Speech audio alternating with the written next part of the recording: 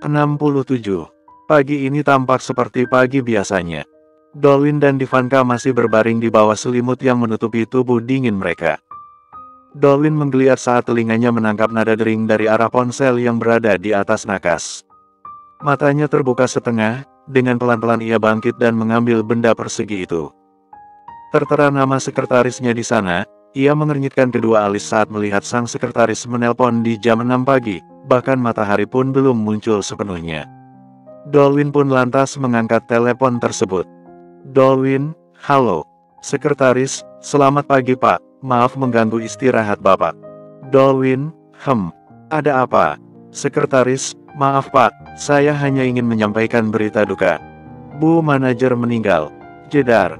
Seketika Dolwin langsung berdiri dengan mata yang terbelalak. Ia terkejut dengan ucapan sekretarisnya ini. Apa maksud ucapan bawahannya tadi? Apakah ia salah dengar karena kondisinya yang masih setengah sadar? Dolwin, apa maksudmu? Manajer mana yang kau maksud? Sekretaris, Ibu Nadelia Pak, manajer keuangan perusahaan kita. Dek, kali ini Dolwin benar-benar tidak salah dengar. Jantungnya kian berpacu dengan cepat, ia mundur beberapa langkah saat kakinya tiba-tiba mendadak lemas tak bertenaga. Divanka yang saat itu sedang tertidur merasa terganggu dengan suara Dolwin yang tengah bertelepon dengan seseorang. Namun ia merasa aneh saat melihat ekspresi Dolwin yang seolah-olah mendengar kabar yang sangat mengejutkan. Melihat Dolwin yang semakin terkejut, Divanka ikut bangun dan menghampiri suaminya. Mas, ada apa? Tanya Divanka. Tetapi Dolwin tak menjawab, ia menjatuhkan tubuhnya di tepi ranjang dengan tatapan yang kosong entah kemana. Divanka yang tak mendapat jawaban dari sang suami lalu mengambil ponsel yang Dolwin pegang. Divanka, halo. Sekretaris, Bu Divanka. Divanka, iya ini saya, maaf ada apa ya? Sekretaris, begini Bu, saya baru mendapat kabar duka jika Ibu Nadelia yang menjabat sebagai manajer keuangan baru saja meninggal kemarin malam. Divanka, apa? Divanka pun tak kalah terkejutnya, ia menutup mulut dengan satu tangan saat mendengar kabar yang mencengangkan ini. Divanka, Nadelia meninggal. Tapi kenapa? Sekretaris, untuk alasannya kami belum tahu Bu, tapi hari ini para petinggi akan berkunjung ke pemakanan. Saya hanya ingin menginformasikan itu saja Bu. Divanka terdiam sejenak, dan beberapa detik kemudian ia pun berkata kembali. Divanka, baiklah, kami juga akan berkunjung ke sana. Terima kasih atas informasinya. Sekretaris, sama-sama Bu. Divanka kembali menyimpan ponsel Dolwin di atas nakas, lalu menghampiri suaminya yang tengah duduk di sana. Mas. Dolwin menoleh dan menatap Divanka sendu, semua kejadian ini membuatnya bingung harus melakukan apa. Tangan Dolwin menggenggam lengan Divanka, lelaki itu meminta izin pada sang istri untuk pergi. Bolehkah aku menjenguknya? Lirih Dolwin. Divanka mengangguk pasti, ia paham jika Dolwin merasa tidak enak padanya. Tentu Mas, aku juga ingin ikut. Bagaimanapun aku pernah kenal dengan sosok Nadelia, ujar Divanka bijak. Dolwin pun mengiyakan keinginan Divanka. Mereka lantas bersiap-siap untuk pergi ke pemakanan Nadelia. Tanah basah yang baru saja disirami oleh air bercampur harum wangi bunga yang bertaburan di atas tanah coklat itu menyadarkan semua orang bahwa seseorang telah pergi untuk selama-lamanya. Dolwin dan Divanka menatap prihatin ke arah gundukan tanah di hadapan mereka. Tidak menyangka jika Nadelia meninggal karena bunuh diri tadi malam. Mereka syok saat mendengar alasan yang dijelaskan oleh beberapa orang yang juga berada di sana. Mereka tidak menyangka Nadelia pergi dengan cara yang sangat tidak layak. Kenapa Nadelia melakukan aksi bunuh diri itu? Apa alasan sebenarnya ia memilih mengakhiri hidupnya di usia yang masih terbilang muda? Mata Dolwin berkaca-kaca melihat tulisan kayu yang bernamakan Nadelia. Baru kemarin ia dan Nadelia bertemu, tapi sekarang Nadelia telah pergi menghadap sang pemilik alam semesta. Divanka mengelus lengan Dolwin, ia tahu suaminya tengah merasa sedih. Menangislah jika kau ingin menangis, Mas. Dolwin menoleh ke arah sang istri. Ia tersenyum manis dan menggeleng. Tidak, aku tidak apa-apa, ucap Dolwin. Pandangannya kembali menghadap ke tanah basah tersebut. Divanka yang kala itu masih berdiri di depan makam Nadelia mengedarkan pandangannya mencari sosok Freddy yang tak lain adalah suami dari Nadelia. Arah matanya berkeliaran ke segala arah. Dan bola mata itu terhenti saat melihat sesosok pria berpakaian hitam tengah duduk di sebuah kursi yang tak jauh dari tempatnya berada. Divanka melirik sebentar pada Dolwin yang nampak melamun sambil menatap ke arah makam Nadelia. Divanka pun berlalu dari sana dan menghampiri Freddy yang tidak sadar akan kedatangannya. Divanka berhenti tepat di depan Freddy. Ia menghela nafas panjang kemudian berkata, "Aku turut berduka cita atas kepergian istrimu," ujar Divanka. Freddy terperanjat saat menyadari kehadiran Divanka. Ia langsung mendongak menatap wajah wanita itu. "Divanka, kau di sini?" tanya Freddy tak percaya. "Iya, aku menemani suamiku ke sini." Seketika Freddy sadar diri, ia pun kembali menormalkan suasana yang terasa canggung ini. Oh iya, terima kasih sudah datang," lirik Freddy. Divanka mengangguk, kakinya melangkah hendak pergi. Namun Freddy menahan lengan Divanka. Perempuan itu berbalik dan langsung melepaskan genggaman Freddy. "Ada apa Freddy?" Aku minta maaf atas kejadian tempo lalu," ucap Freddy dengan penuh rasa sesal. Divanka tersenyum simpul mendengarnya. "Ya, aku memaafkanmu." Setelah itu Divanka pun berlalu meninggalkan Freddy yang menatap sendu ke arahnya. Saat Divanka dan Dolwin berjalan meninggalkan makam, tiba-tiba dua orang polisi menghampiri keduanya dan membuat pasangan suami istri itu kebingungan. "Selamat pagi Tuan dan Nona, apa benar Anda Tuan Dolwin, atasan dari mendiang Nona Nadelia?" tanya polisi pada Dolwin. "Iya benar, saya bosnya." "Begini Pak, saya ingin meminta Anda untuk diwawancarai terkait kasus bunuh diri yang menimpa Nona Nadelia. Kami harus mencari bukti yang akurat tentang kasus ini, apakah Anda bersedia?" Dolwin menautkan alisnya, ia pun bertanya pada polisi tersebut. "Tapi kenapa harus saya? Karena dari CCTV yang kami dapat terakhir kali Nona Nadelia keluar dari perusahaan Ed Corp, dan dari penuturan beberapa karyawan Nona Nadelia menangis saat keluar dari ruangan Anda. Jadi kami perlu mewawancarai Anda terkait hal ini."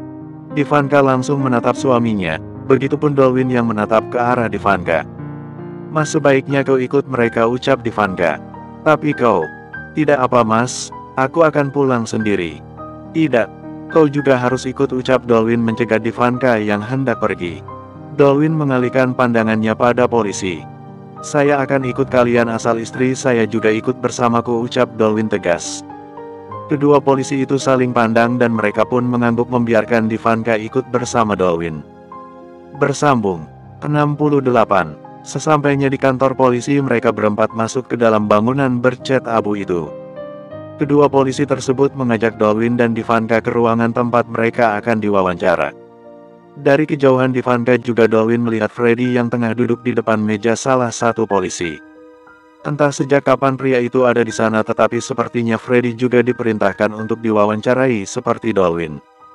Mereka berjalan terus hingga polisi itu menyuruh Dolwin duduk di sebelah Freddy sedangkan Divanka memilih untuk berdiri di belakang mereka. Suasana nampak canggung. Kedua pria tampan itu saling terdiam menunggu polisi mewawancarai mereka. "Sebelumnya saya ingin memberikan surat ini pada Anda, Tuan Dolwin," ucap polisi sambil menyodorkan sebuah surat pada Dolwin. "Apa ini?" tanya Dolwin tanpa mengambil surat yang disodorkan oleh polisi. "Kami mendapatkan surat itu di dalam mobil Nona Nadelia, dan maaf sebelumnya kami sudah membuka surat itu untuk mencari bukti. Isi surat itu ditunjukkan pada Anda." Dolwin pun akhirnya mengambil surat tersebut dan membaca isi di dalamnya. "Oh, untuk Dolwin. Hatiku sakit mendengar saat kau mengatakan jika kau telah mencintai istrimu sendiri. Bahkan aku masih menangis saat menulis surat ini. Bagaimana cara agar aku tak merasakan sakit lagi, Dolwin? Sedangkan sekarang kau sudah tidak bisa lagi memberi hatimu. Menurutku mati lebih baik daripada melihatmu bahagia dengannya. Kenapa kau begitu tega padaku? Kenapa kau tidak memperjuangkan cintamu? Padahal selama ini aku selalu berharap agar kau kembali padaku dan membangun cinta kita. Sebelum aku pergi aku ingin meminta maaf padamu walau aku tahu kau tak akan bisa memaafkan kesalahanku yang satu ini. Maaf, karena aku telah mencoba mencelakai Divanka. Akulah dalang yang menyuruh orang-orang itu untuk menculik istrimu agar kita bisa bersama. Namun yang kudapatkan hanyalah debu halus yang kini bertebaran di wajahku sendiri. Aku tahu kau marah. Namun aku tak mau mendapatkan hukuman, aku ingin pergi saja. Aku tak ingin merasakan rasa sakit setelah semua yang aku alami. Mungkin dengan aku mati kau bisa menoleh ke arahku sedikit saja.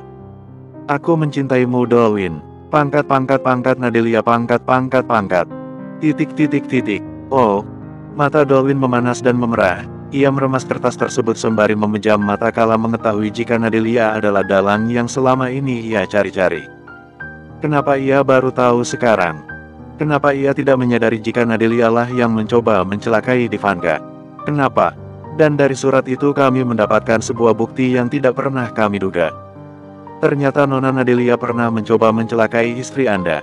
Seketika Divanka dan Freddy membelalakan matanya lebar-lebar. Mereka menatap tak percaya dengan ucapan sang polisi barusan. Apa maksud Anda? Nadelia mencelakai Divanka? Tanya Freddy pada polisi. Polisi itu mengangguk sebagai jawaban. Freddy menatap wajah Dolwin dengan tatapan yang masih dikelilingi rasa terkejut. Matanya tertuju pada kertas yang digenggam oleh pria di sampingnya ini. Lantas Freddy pun merebut kertas itu dan membacanya. Beberapa detik kemudian tubuh Freddy terasa lemas. Tak menyangka jika semua yang pernah terjadi adalah perbuatan Nadelia yang sama sekali tidak pernah ia curigai. RGGH. Kenapa ia tidak pernah sadar jika selama ini Nadelia melakukan tindakan kejahatan? Dolwin merebut kembali kertas itu dan merobeknya hingga menjadi kepingan kertas kecil. Hatinya berubah dan diselimuti perasaan marah. Ingin rasanya ia melampiaskan rasa amarahnya ini, namun pada siapa? Freddy. Dolwin bahkan sangat yakin jika lelaki itu pun tak tahu perbuatan istrinya sendiri. Kini Nadelia terlanjur mati dan pergi meninggalkan permasalahan yang dia buat.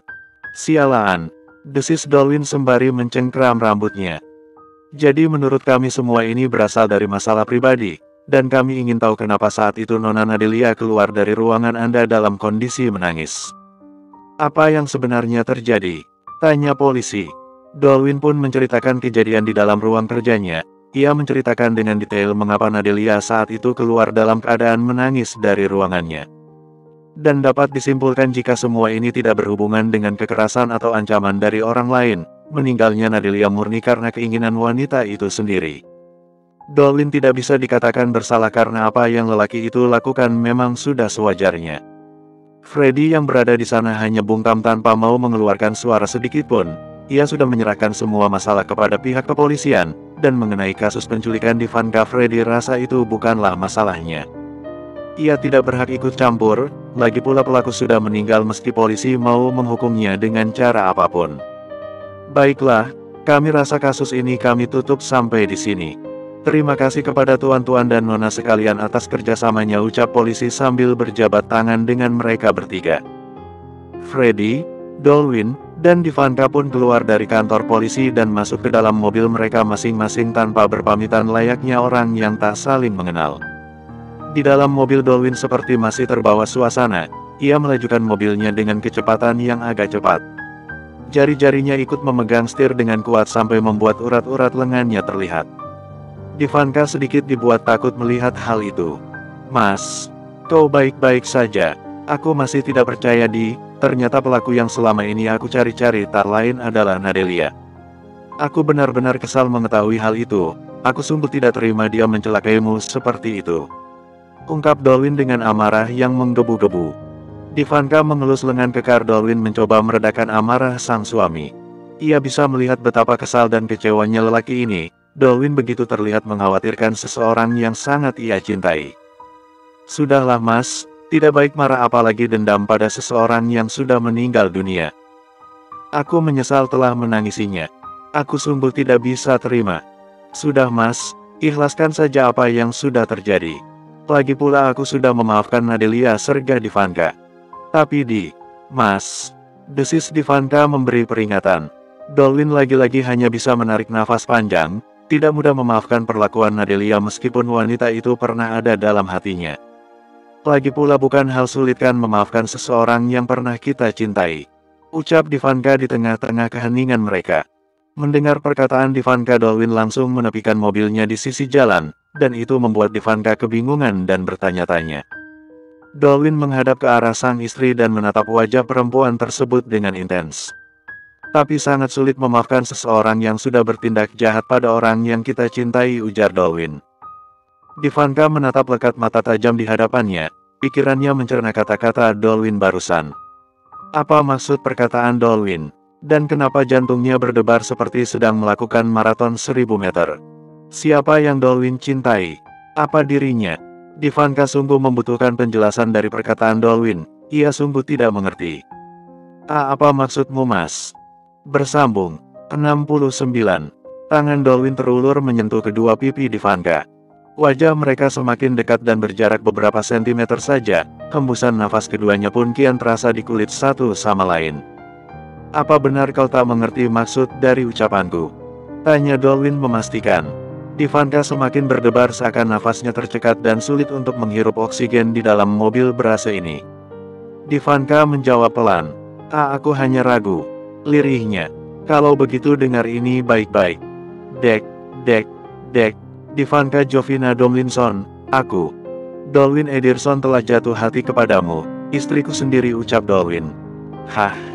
Ivanka terperangah dan mematung. Apa katanya tadi? Dolwin. Aku mencintaimu, Ivanka. Tatapan Ivanka berubah menjadi sayu, matanya pun ikut berkaca-kaca mendengar kata indah itu. Hatinya meleleh akan kehangatan rangkaian kata yang terlontar jelas dari bibir Dolwin. Apakah ini sungguh nyata? Apakah ia bermimpi? Tolong jangan buat Ivanka terbang terlalu jauh, jika dugaannya salah maka rasanya akan sangat sakit.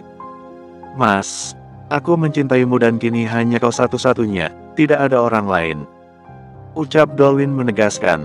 Manik cantik itu semakin mengkilap dibuatnya, bibir Ivanka melengkung membentuk senyuman.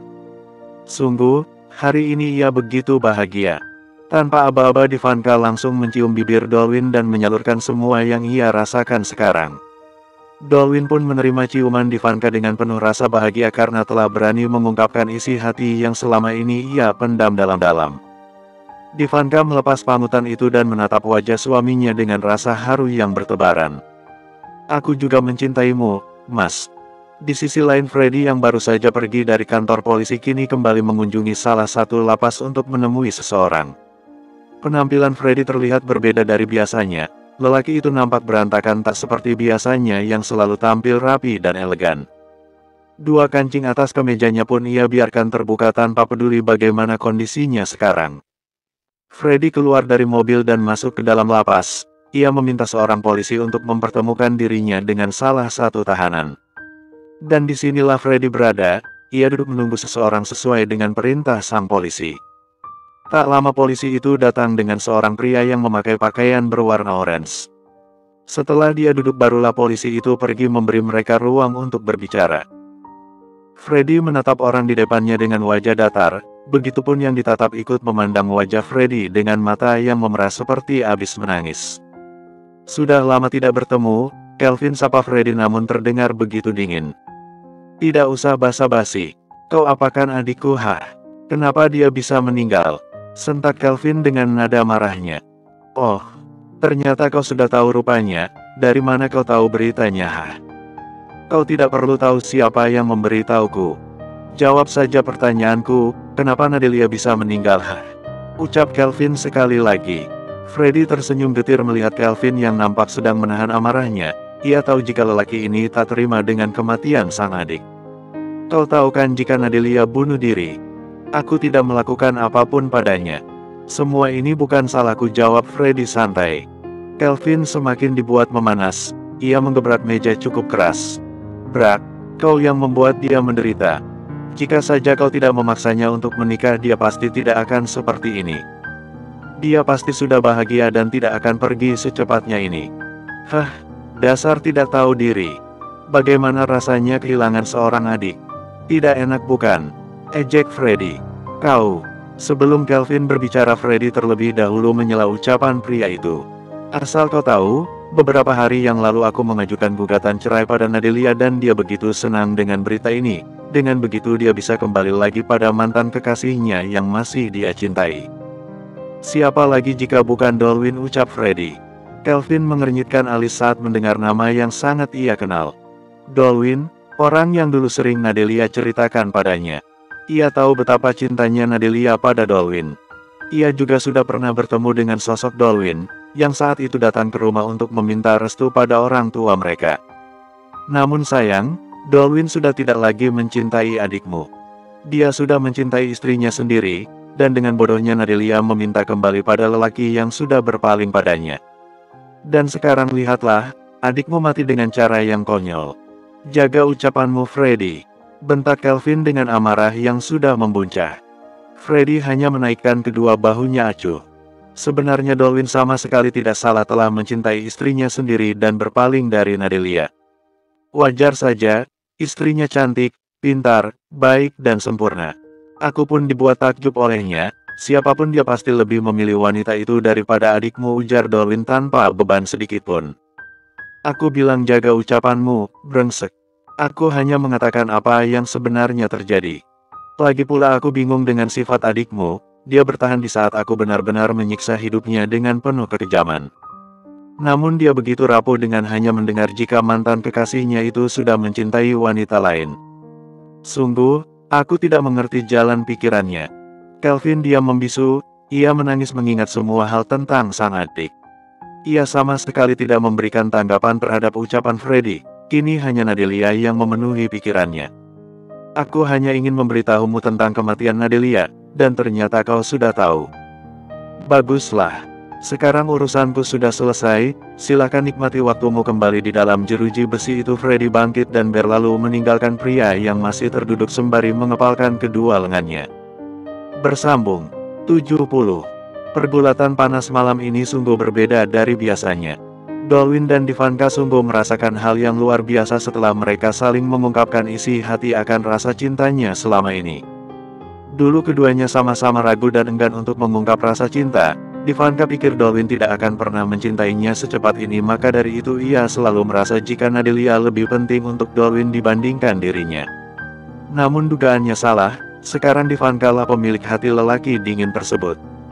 Begitupun dengan Dolwin, ia pikir segala perhatian Divanka hanya sebatas tanggung jawabnya sebagai seorang istri. Tetapi apa yang wanita itu lakukan padanya adalah karena rasa cinta dan sebuah kasih sayang. Tidak mudah keduanya membangun bahtera rumah tangga yang diawali hanya karena perjodohan sang orang tua. Semua benar-benar dibangun dari nol, keduanya sama-sama tersakiti. Tetapi Tuhan sekali menyatukan mereka kembali dengan cara apapun. Sepasang suami istri yang tengah melakukan aktivitas malamnya ini tak ada henti-hentinya menyalurkan rasa sayang yang kini mereka rasakan. Dolwin melakukannya dengan penuh kelembutan, berbeda dari sebelum-sebelumnya yang selalu bermain kasar hingga membuat Divanka menjerit di bawah kukungannya. Tetapi malam ini Divanka terus mendesah nikmat sembari mengucapkan kata-kata cinta yang dibalas pula oleh sang suami. Sensasi luar biasa yang Dolwin berikan membuat Divanka tak ingin mengakhiri penyatuan mereka. Jika Dolwin lelah maka Divanka lah yang akan memimpin permainan dan membuat Dolwin mengerang berulang-ulang kali. Aku mencintaimu mas. Aku lebih mencintaimu sayang. Ucap keduanya dan terus seperti itu, tidak ada rasa puas untuk berhenti melakukan kegiatan menggairahkan ini. Tetapi Divanka mulai merasakan perih di bagian bawahnya, ia pun lantas mengakhiri kegiatan malam mereka. Keduanya saling memeluk di bawah hangatnya selimut tebal yang menutupi tubuh polos Dolwin dan Divanka. Terima kasih kasih sayang, ucap Dolwin mengecup dahi sang istri. Divanka mengangguk sembari menampilkan senyum cantiknya. Sama-sama, mas, jawab Divanka. Dolwin tersenyum manis, tanpa Divanka duga Dolwin mengangkat satu kaki Divanka dan memasukkan miliknya ke dalam milik Divanka di bawah sana membuat si pemilik menatap Dolwin dengan heran. Kenapa dimasukkan lagi? Aku kedinginan, ucap Dolwin berbohong, padahal sekarang keringat Dolwin masih bercucuran dari kulitnya. Divanka hanya mampu membiarkan apa yang dilakukan oleh suaminya ini. Walaupun Divanka merasa terganggu karena milik Dolwin yang mengganjal di tubuhnya. Aku lega sekarang, aku sudah jujur tentang perasaanku padamu. Aku harap hubungan kita bisa lebih baik lagi, dan aku akan berusaha untuk menjadi suami yang baik padamu, ujar Dolwin serius. Aku harap juga begitu, semoga kedepannya kita bisa menjalani kehidupan rumah tangga seperti pasangan suami istri yang saling mencintai. Dolwin mengangguk pasti. Tentu. Oh ya, aku ingin bertanya padamu mas. Sejak kapan kau jatuh cinta padaku? Tanya Divanka penasaran. Dolwin mengerutkan alisnya seperti orang yang sedang berpikir. Lelaki itu mengingat-ingat sejak kapankah dirinya merasa jatuh cinta pada sang istri. Aku tidak tahu pasti, tapi di saat dulu kau mengacuhkanku aku sudah merasa kehilangan dirimu dan berharap kau selalu berada di sisiku, jelas Dolwin dengan tangan nakal yang sibuk memilin pucuk dada Divanka dengan gemas. Benarkah? Tanya Divanka sembari menggigit bibir bawahnya menahan sensasi geli bercampur nikmat atas apa yang Dolwin lakukan. Ya, entah karena terbiasa atau bukan tetapi kau benar-benar sudah memenuhi seluruh ruang di hatiku, ungkap Dolwin. Pipi Divanka memancarkan semburat merah, kata-kata sederhana itu membuat Divanka terbang menembus awan. Lalu bagaimana denganmu, sejak kapan kau mencintai aku? Tanya Dolwin. Semenjak hari pernikahan kita aku sudah membuka hatiku untukmu Mas, dan rasa yang tadinya hanya sebatas tanggung jawab kian berubah seiring berjalannya waktu. Dan entah kenapa aku selalu merasa cemburu saat kau dekat dengan Nadelia. Lirih Divanka mengakui perasaannya selama ini. Tatapan Dolwin berubah menjadi sendu, ia sangat menyesal telah membiarkan istrinya dilanda rasa gundah. Oh sayang, maafkan aku. Tak apa Mas, semua sudah berlalu. Biarkan saja. Tapi kau pasti sangat menderita dulu, aku sering mengacuhkanmu. Aku minta maaf. Sudah Mas, aku sudah memaafkanmu sudah ya. Lebih baik sekarang kita bersenang-senang. Divanka bangkit dengan keadaan polos ke arah sofa. Dolwin yang melihat itu menelan ludahnya dengan susah payah, miliknya seketika tegak kembali melihat tubuh molek sang istri. Divanka menduduki tubuhnya di atas sofa tersebut dan berpose seseksi mungkin. Dengan senyum liciknya ia menyuruh Dolwin untuk mendekat dengan menggunakan jari telunjuk. Kemarinlah sayang, puaskan aku dengan milikmu yang panjang dan berurat itu. Desah Divanka. Dolwin tersenyum senang melihat tingkah Divanka. Ia pun bangun dan menggagahi Divanka dengan gaya doggy style yang sering mereka lakukan. Lagi-lagi Divanka mendesah hebat hingga suaranya memenuhi seisi kamar yang tak dipasangi oleh peredam suara. Ah, Mas Dolwin, Yes, like that. Terang Divanka. Teruslah mendesah sayang. Di rumah Freddy Ana tengah sibuk mengurusi berkas kematian Nadelia. Sebagai pengacara yang menangani kasus perceraian Freddy, wanita itu kini justru disibukkan oleh surat-surat kematian Nadelia. Karena perceraian kalian sama sekali belum pernah terlaksana maka Nadelia masih sah menjadi istrimu, ucap Ana memberitahu. Ya, aku tahu itu. Kini aku menjadi seorang duda karena istrinya mati. Bukan duda karena sebuah perceraian. Ana hanya menanggapi ucapan Freddy dengan helaan nafas. Kau baik-baik saja? Tanya Ana. Aku baik-baik saja, tapi kematian Nadelia mengingatkanku pada kematian Meisha, gumam Freddy pelan. Terlihat raut sedih dari ekspresi pria itu. Aku mengerti, tapi aku yakin Meisha sudah bahagia di atas sana. Tuhan lebih menyayangi dia. Freddy mengangguk membenarkan perkataan Ana. Haruskah ia menyusul kepergian sang adik agar ia juga bisa bahagia? Freddy tidak tahu apa lagi yang harus ia lakukan sekarang. Ia tidak punya tujuan di dunia ini. Aku sudah selesai menangani semuanya. Sekarang kau bisa beraktivitas kembali. Mungkin kita juga tidak akan bertemu lagi, tutur Ana. Perempuan itu berdiri dari kursi. Aku harus pulang. Aku harap kau baik-baik saja. Jaga dirimu, ucap Ana hendak berlalu. Namun cekalan tangan Freddy membuat langkah Ana terhenti begitu saja. Terima kasih Ana, maaf telah merepotkanmu. Ana tersenyum manis menanggapinya. Tidak masalah, ini sudah menjadi pekerjaanku. Aku pamit. Ana pun keluar dari rumah Freddy meninggalkan rumah mewah tersebut. Meski di dalam hati Ana ia sangat khawatir akan kondisi Freddy, tetapi yang Ana bisa lakukan sekarang hanyalah berdoa yang terbaik untuk Freddy ke depannya. Ia bukanlah siapa-siapa bagi lelaki itu, tugasnya sebagai pengacara pun telah selesai. Kini semuanya kembali seperti sedia kala. Bersambung.